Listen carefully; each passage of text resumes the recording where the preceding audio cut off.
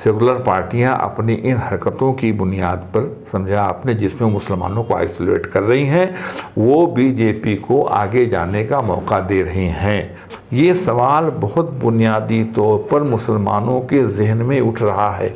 वो ये कह रहे हैं कि जब हमारे लिए सभी पार्टियां बराबर हैं, हम खामोश तमाशाई रहें, जो चाहे जीते जो चाहे हारे, जो हमारे लिए सब बराबर है। इन सेकुलर पार्टियों के अप्रोच ने ही वैसी जैसे लोगों का रास्ता यहाँ साफ किया है और मजीद कर रही है। दोस्तों आदाब है, मैं निसामत खान हिंद वॉइस से आपसे मुखातिब है। मेरे साथ ज़ैद के फैज़ान साहब, बहुत बहुत खैर मकदम है, स्वागत है फैज़ान भाई आपका। फैज़ान भाई एक बात बताइए, आप यूपी की पॉलिटिक्स की बात करते रहते हैं हम लोग आपस में, कि इस बार के चुनाव में जो आने वाले हैं यूपी में चुनाव में, पहले मुसलमानों को जो 20% है तकरीबन, तो उसको बड़ा फोर फ्रंट पे भी रखा जाता था। पार्टी माइनस बीजेपी उसके ऊपर दांव लगाती थी, बीजेपी भी टिकट दे के खड़ा करती थी और बहुत सी चीज़ अंडरग्राउंड करती थी। लेकिन इस बार मैं ये देख रहा हूँ, ना मज़ारों पे जा रहे हैं लोग, ना एडवर्टीजमेंट निकल रहे हैं बड़ी बड़ी पार्टियों को, पीस पार्टी से लेके पूरी अखबारों में विज्ञापन आते थे।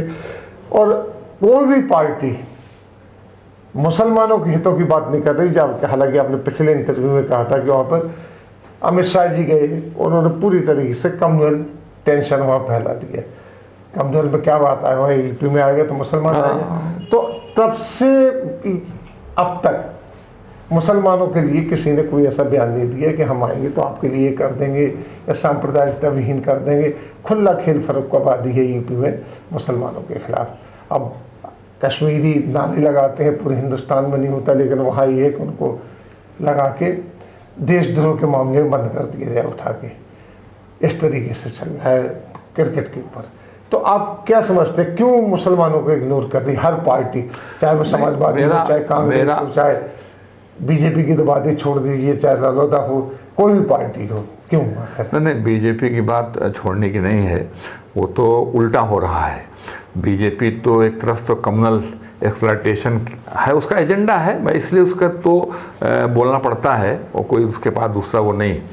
वो मुसलमानों को अलबत्ता, क्योंकि दुनिया में के पैमाने पर अपने आप को शो करने, हुकूमत एक अलग चीज़ होती है ना, तो वो करने के लिए वो मुसलमानों को बल्कि कहीं न कहीं से फ्रंट पर लाने की बात करते हैं।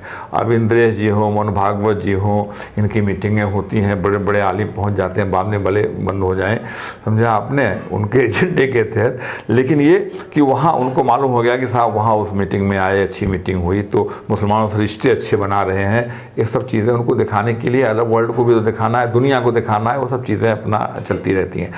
यहाँ उल्टा हो रहा है, बीजेपी ये कर रही है और दूसरी पार्टियां जो हैं वो अपने सॉफ्ट हिंदुत्व की बात करती हैं। उनका ख्याल है कि मुसलमान, अच्छा ऐसा नहीं है कि अभी पिछले बार जो पार्लियामेंट का चुनाव हुआ उसमें कांग्रेस जैसी पार्टी में गुलाम नबी आज़ाद को रोना पड़ गया जब उन्होंने पूछा कि आप नज़र नहीं आ रहे हैं। अच्छा, कोई मुसलमान लीडर नज़र आ रहा था, समझे आपने, तो गुलाम नबी आज़ाद ने कहा कि खुद मीटिंग में, लखनऊ में एक मीटिंग में बोलते हुए कहा कि भाई हमारा हाल ये है कि हमें कोई पूछ नहीं रहा है, और पहले तो हम बुलाए जाते थे मुसलमान के नाते मंच पर, उनकी टोपी भी बड़ी सी तो बैठा लिए जाते थे, बेचारे मुस्लिम फेस तो थे ही वो पार्टी के। लेकिन ये कि तो कांग्रेस कोई भी पार्टी, यानी समाजवादी पार्टी जो 2 मुसलमान और 1 यादव के ऊपर सरकार बनी है, यानी यादव का 2 गुना मुसलमान, तब उनकी सरकार बनी, तो MY का नाम आता था, फार्मूला आता था, लफ्ज़ आता था, जो भी कहिए माई माने मुस्लिम और यादव। ये इतने दिनों से चल रहा था और लोग बोलते भी थे, फखरिया बोलते थे, कहते थे ज़ाती गुफ्तगू में भी और मंच पर भी। अब MY चल रहा था। अब यहाँ तक नौबत आ गई कि जो आज समाजवादी पार्टी, अखिलेश जी, मुलायम सिंह जी जिंदा है तो मुलायम सिंह का नाम लेना ही पड़ेगा, अभी अखिलेश जी मुलायम सिंह के सहारे ही चल रहे हैं, समझा आपने। तो वो जो माई चल रहा था, अब डर और खौफ का आलम देखिए कि अखिलेश यादव ने किसी मजमे में यहाँ तक ऐलान करके कहा कि नहीं, गलत समझ रहे हैं, माई माने होता है महिला और यूथ। ये आपने पढ़ा, चेंज कर लिया उन्होंने। अरे आप लोग की नज़र से नहीं गुजरा, ये तो उस पर तमाम चर्चा हुई अखबारों के अंदर। नहीं, जो इनकी बुनियाद है और जब जिसकी बिना पर इस चुनाव में भी वो आराम से सो रहे, रात को ख्वाब देते हैं सीएम हो गए कि ममता बनर्जी की तरह से हमको भी मुसलमानों को वोट मिल जाएगा, वहाँ पर डिफेंसिव होने का ये आलम है कि माइक उन्होंने पहले मुस्लिम और यादव था, अब उन्होंने क्या कहते हैं महिला और यूथ कर दिया। ये डर और खौफ का आलम है। कांग्रेस का मैंने बताया कि मुसलमानों को तो आगे लाने की बात उन्होंने पिछले ही चुनाव से छोड़ रखी है। अजीत सिंह के यहाँ बहुत सारे मुस्लिम फेसेस हैं, इसमें कोई दो राय नहीं है, समझा आपने।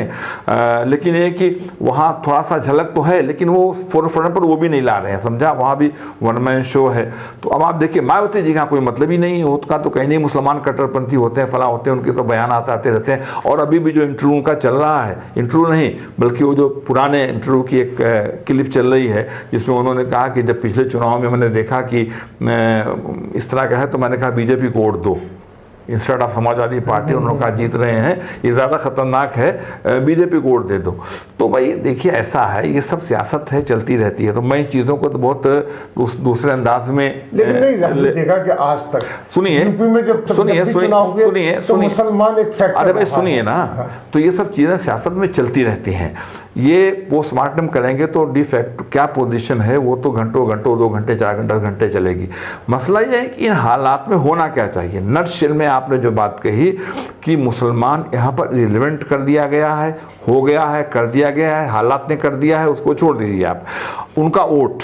जबकि यूपी की एक कॉन्टेस्ट में जब आप बात कर रहे हैं, यूपी के कॉन्टेस्ट में 20% आबादी बहुत होती है भाई, लेकिन अब बिखराव है। बिखराव ये है कि वहाँ अल्लामा ओवैसी साहब आ गए हैं, समझे आपने। वो अपना नौजवानों को लेकर के उन्होंने एक ग्रुप बना करके, मैं फिर वो पार्टी का लफ्ज़ इस्तेमाल करके हंगामा उन्होंने कर रखा है, इसमें कोई दो राय नहीं है। नौजवान तबका उनके साथ है, हंगामा वही करता है, वोट वही डलवाता है, टीनेजर उनके साथ है, तो अपना कर रखा है। दूसरी जो मुस्लिम पार्टियां हैं वो इंडियन यूनियन मुस्लिम लीग भी वहाँ मीटिंग मैंने देखा कर रही है। मुस्लिम मजलिस तो पुरानी पार्टी 1968 की है ही है, वो अगर कर रहे हैं तो भाई उनका तो जस्टिफिकेशन है, समझा आपने। और दूसरी पीस पार्टी है। अब पीस पार्टी कहाँ से बनी, कैसे बनी, मैं उस पर नहीं जानता। डी फैक्टो पोजीशन ये है, वो जाता नहीं है, मतलब मैं वो कहाँ से बनी है वो चीफ मिनिस्टर साहब के वालिद मोहतरम, उसको छोड़िए, वो अलग इशू है, ऐसा कहा जाता है। हाँ, वो सब कौन पीछे से कैसे क्या, लेकिन जो चीज़ सामने है, सामने ये है कि वो यूपी की एक पार्टी है, उसकी एक तंजीम है, वो भी अपना कर रहे हैं। उलमा काउंसिल जो है 2-3 ज़िले के अंदर, आदमगढ़, जौनपुर वगैरह, लेकिन वो भी अपना पड़े हुए हैं उसके अंदर। तो ये सब के सब वोट का बिखराव है, समझा आपने। और समाजवादी पार्टी के जो नेता है उन्होंने डिफेंसिव एटीट्यूड ले रखा है, तो मुसलमान तो यूँ भी इधर उधर हो रहा है। अभी सोच रहा है मुसलमान, सवाल कर रहा है कि भाई 100 आदमी को आपने अपॉइंटमेंट किया। देखिए अनीस साहब बता दूं आपसे, ये सवाल बहुत बुनियादी तौर पर मुसलमानों के जहन में उठ रहा है।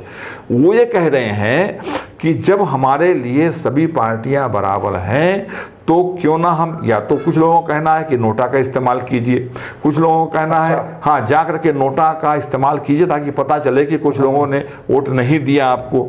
और कुछ लोग कहते हैं कि भाई नोटा का इस्तेमाल करने की बात करेंगे तो बहुत लोग अपने घर बैठ जाएंगे, जाएंगे नहीं। लेकिन ये कि हम खामोश तमाशाई रहें, जो चाहे जीते जो चाहे हारे, जो हमारे लिए सब बराबर है। बीजेपी हमारे लिए सबसे ख़राब वाहियात पार्टी है, मगर इससे ज़्यादा बीजेपी क्या करेगी मुझे बताइए आप। जो बीजेपी कर रही है कि बांग्लादेश में इस तरह का वाक़या हो तो वह त्रिपुरा में रिएक्शन होगा, वहाँ घर जलाए जाएंगे, मकान लूटे जाएंगे, तमाशा होगा, पुलिस वाले वहाँ नारा लगा रहे हैं खुद, समझा आपने। वो जलसे के साथ वो आपने वीडियोस देखे, समझा। तो ये जो मुसलमानों के साथ तमाम तमाशे हो रहे हैं, जो बीजेपी कर रही है, लिंचिंग हो रही है, फला डेका गोश्त ले जा रहा है, चाहे वो बकरी काट के ले जा रहा हो या नहीं भी ले जा रहा हो, तलाशी लेकर के उसको कोई जानवर कहीं बेचने को ले जा रहा है, उसको मारने का। सुनिए, जो बीजेपी जो कर सकती है वो कर रही। बीजेपी क्या करेगी, मेरा वकालत का लाइसेंस छीन लेगी? सुनिए एक बात बताइए, सुनिए क्या राजनीति देखिए, ये तो सब चल रहा है। हाँ। एट्रोसिटी तो मुसलमानों पे चल रही है, ठीक, ये हर जगह कहा जा रहा है, पूरी दुनिया में जा रही है बात इस बात को।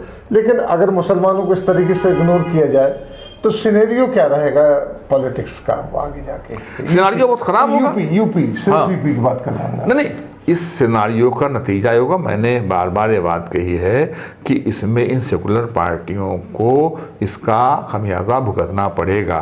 सेकुलर पार्टियां अपनी इन हरकतों की बुनियाद पर, समझा आपने, जिसमें मुसलमानों को आइसोलेट कर रही हैं, वो बीजेपी को आगे जाने का मौका दे रही हैं, समझा आपने। मैं बार बार ये बात कहता हूँ, शायद आपके चैनल पे भी मैंने कई मरतबा कही, I just want to repeat it, कि ये सेकुलर पार्टियाँ कम्युनलिज्म का मुजाहरा बीजेपी से ज़्यादा नहीं कर सकती, बीजेपी की हद तक भी नहीं कर सकती। तो जब वहाँ तक आप नहीं जा सकती, उनके खमीर में नहीं है भाई, आप कुछ भी कहिए, सेकुलरिज्म की बुनियाद पर जो पार्टियाँ बनी हैं वो कम्युनलिज्म का मुजाहरा, अच्छा ऐसा नहीं है कि वो जानबूझ करके वो स्ट्रेटेजिकली ये सोचते हैं कि शायद यही बेहतर है कि हम सॉफ्ट हिंदुत्व की बात करें। मेरा कहना यह है कि सेकुलरिज्म की जब आपने दामन पकड़ा है, उसकी बुनियाद पर पार्टी बनाई है, तो आपकी सोच ये है और ये हकीकत है कि वो बीजेपी, मोदी, अमित शाह, जो भी कह लीजिए, नाम लीजिए, आरएसएस कहिए, वहाँ तक वो कम्युनलिज्म का, फ़िक़ा परस्ती का मुजाहरा नहीं कर सकती। जब नहीं कर सकती तो सेकुलरिज्म के अलावा आपके पास क्या चाह रहा है? आप सेकुलरिज्म का मुजाहरा जम के कीजिए, डट के कीजिए, जैसे मुसलमान आपके उस पर साथ में रहता था वो अभी साथ में आएगा।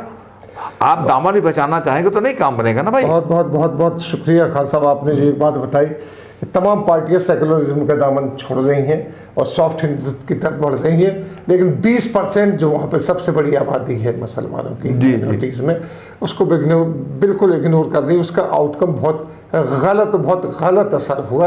इसीलिए नहीं, एक जुमला और कहूँगा, इसीलिए वैसी इन सेकुलर पार्टियों की अप्रोच ने ही वैसी जैसे लोगों का रास्ता यहाँ साफ किया है और मज़ीद कर रही है, समझा आपने। चलिए, बहुत बहुत शुक्रिया आपका। अगले अंक में फिर मुलाकात होगी, तब तक के लिए दीजिए हमें इजाज़त।